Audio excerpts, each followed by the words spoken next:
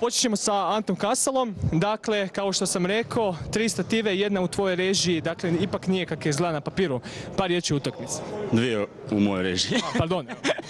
A je, šta da kažem, da. Dečki su dobro igrali, borili smo se, nama nije ušlo, njima je ušlo i šta da kažem. Hvala nam tu još par dečki, dvojica, gazda je na skijanju i kad se vrate svi, bit će sve u redu. Mi nastavljamo dalje sa Tvrtkom Očibobom. Evo par riječi u utakmici. Dobro večer. Pa imali smo sreće na početku, pogodili su stativu, poslije smo mi zavali kad je trebalo, onda kad moraju oni stizati rezultate, onda smo mi tu dobri, onda znamo kako igrati obranu i zavali ga još kad je trebalo, otvorilo se i to je to, bili smo na kraju bolji.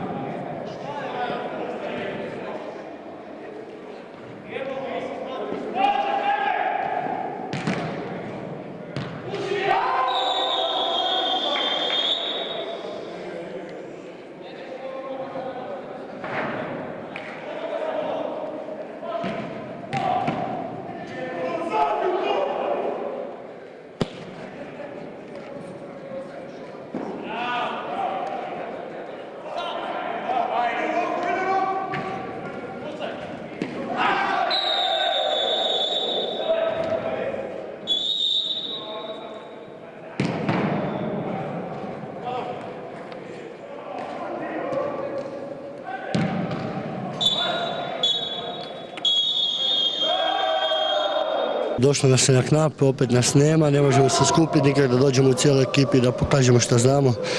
Bilo je par mojih grešaka danas i dobro smo i prošli. Skoro ste nadomjestili tu rezervu manje sa iskustvom. Pa jesmo, svi smo više manje skupa na okupu, ali imamo par razrijeđenih i nema nas jednostavno. Bila je dobra tekma, dečki su stvarno dali sve od sebe. Imali smo na početku sretan gol, jednu dobru akciju i to je krenulo sve bolje na nas, iskoristili svoje šanse i to je to. Čvrsta tekma, dobra, čestitam dečkima. Eto, bili smo bolji danas.